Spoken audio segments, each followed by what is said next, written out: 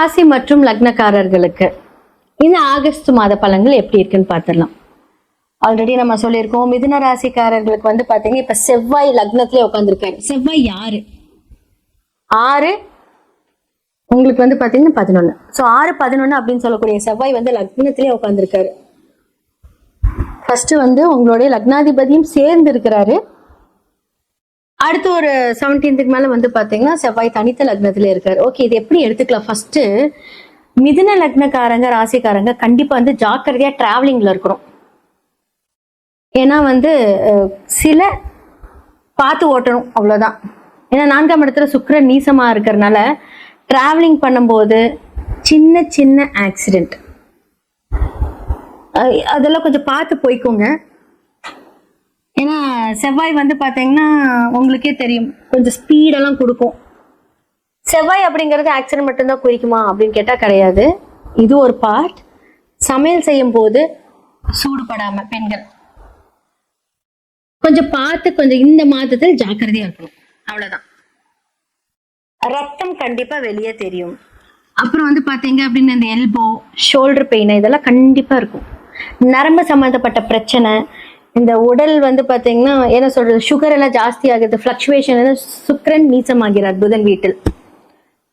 அப்ப வந்து என்னன்னா தூக்கம் கெடும். டிராவலிங் மட்டும், இந்த வெளியூருக்கெல்லாம் போறீங்க அப்படின்னா கொஞ்சம் இந்த மாதத்தில் பிளான் பண்ணாம இருக்கிறது நல்லது.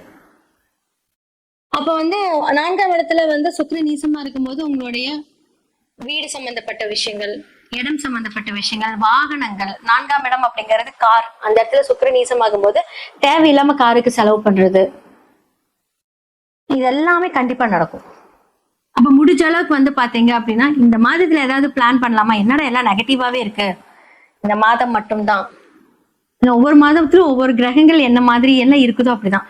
சோ ஏன் அப்படின்னா மிதுன லக்னத்துக்கு செவ்வாயும் புதனும் ஃபர்ஸ்ட் 15 டேட்டுக்குள்ள பாதகாதிபதியா இருக்கக்கூடிய குருவை பார்க்கிறார்கள். இப்போ குரு பாதகாதிபதியான குரு வந்து உங்களோட 2ஆம் வீட்டுல இருக்காங்க சூரியனோட. அப்ப வார்த்தைகள் எவ்வளவு கடுமையா இருக்கும், தேவையில்லாத கோபம், தேவையில்லாத பேசுறது. அப்போ வந்து இது எல்லாமே உங்களுக்கு நடக்கும். அப்போ வந்து சப்போஸ் நீங்க வந்து ஒரு வாகனத்து மூலியமா நீங்க கடன், இப்போ வந்து நீங்க அடிதான் படணும்ட்டு இல்ல, இப்போ நீங்க ஒரு கார் வாங்கியிருக்கீங்க, அதுக்கான ஒரு லோன் வாங்கியிருக்கீங்க அப்படின்னா அந்த லோன் மூலியமாக ஒரு பிரச்சனை, டாக்குமெண்டேஷன் பிரச்சனை, ஏதாவது ஒரு பிரச்சனையில இப்ப நீங்க வந்து சந்திச்சுட்டு இருக்கணும். அப்போ வந்து லக்னம் அப்படிங்கிறது தலையை குறிக்கும். அப்ப வந்து தேவையில்லாம தலையில அடிபடுறது, தலையில வந்து ரத்தம் வர்றது, ஏன்னா செவ்வாய் இருக்காரு இல்லைங்க.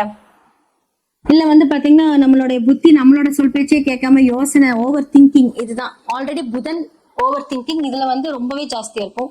கடினமான ஒரு முடிவுகள் எடுக்க முடிய பின்விளைவுகள் ஜாஸ்தியா இருக்கும்.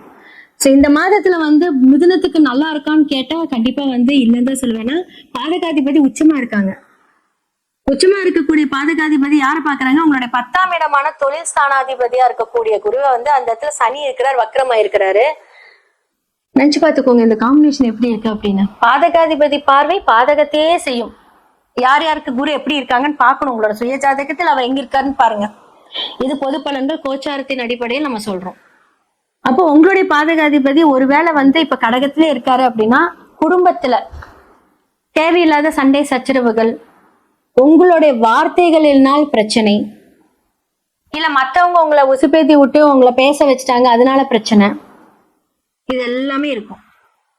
ஓகே, 3ஆம் இடத்தில் வந்து பாத்தீங்க அப்படின்னா ஓவராலா வந்து சூரியன் மாறினதுக்கு அப்புறம் யாரோட இணைகிறார்? கேதுவோட இணைகிறார். அப்ப சூரியன் கேது, அப்போ உங்களுக்கு 3ஆம் இடத்துல இருக்கிறாரு, அங்க கேதுவோட இணைவு இருக்கு.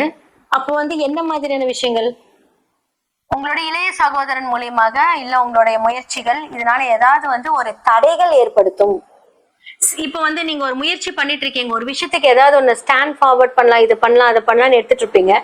சூரியன் கேதுவோட இணைவும் போது என்ன ஆகும் அப்படின்னா அந்த இடத்த வந்து ஏதாவது ஒரு வகையில பிரேக்கப் பண்ணி விட்டுருவார். போதும் முடிச்சுக்கோ, அந்த இடத்துல வந்து பற்றற்ற நிலையை கொடுப்பார். உங்களுடைய சின்ன வயசு ஃப்ரெண்ட்ஸா இருக்கட்டும், இல்ல உங்களுடைய இளைய சகோதரர் ஆர் உங்களுடைய மாமனார், அவர்களுக்கு ஏதாவது வந்து ஒரு பாதிப்பு ஏற்படுறதுக்கான வாய்ப்புகள் இருக்கு.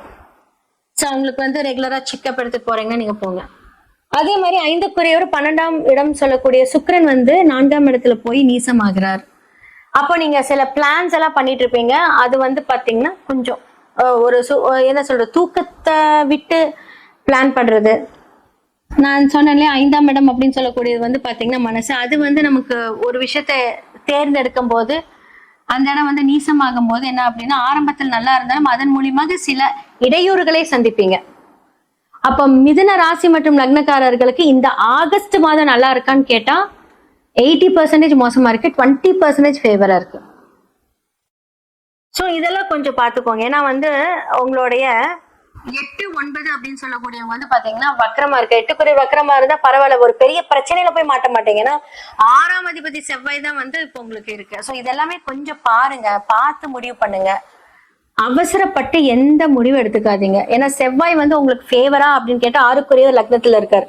ஸ்ட்ராங்கா முடிவு பண்ண வச்சு அதுலயே வந்து பிரச்சனை கொடுத்துருவாரு. யோசிச்சு நிதானிச்சு இந்த மாசத்தை வந்து நீங்க இதுபடி கொண்டுட்டு போங்க. புதுசா பிசினஸ் ஆரம்பிக்கிறீங்கன்னா வேண்டாம். காதல் கல்யாணம் சொல்லலாம், ஆனா வந்து நீங்க வந்து இந்த மாதத்துல வந்து எந்த ஒரு நல்ல காரியமும் வைக்க வேண்டாம். ஆல்ரெடி சின்ஸ் இட்ஸ் ஆடி மாசம், அப்ப வந்து ஆடி மாசம் முடிச்சு ஆவணியில வைக்கலாம் அப்படின்னா கொஞ்சம் பொறுமையா இருங்க, கொஞ்சம் அமைதியா ஆயிக்கோங்க, அவ்வளவுதான் நான் சொல்லுவேன். சோ இந்த காலகட்டத்தில் இந்த மாதிரியான விஷயங்கள் இருக்கு. பெண்களா இருக்கீங்க அப்படின்னா இப்ப நீங்க வந்து ரொம்ப கோவத்தை குறைச்சிக்கிறது ரொம்ப நல்லது.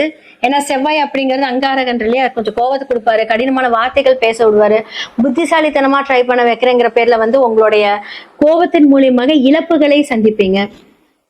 நாட் ஒன்லி லேடிஸ், நான் சொல்றது பார்த்தீங்கன்னா சுக்ரன் அந்த இடத்துல இருக்கும், லேடிஸை கொஞ்சம் நான் இதான் சொல்றேன். பட் பொதுவாவே லக்னக்காரர்கள் கொஞ்சம் ஜாக்கிரதையா இருக்க ரொம்ப ரொம்ப நல்லது இந்த மாதத்துல.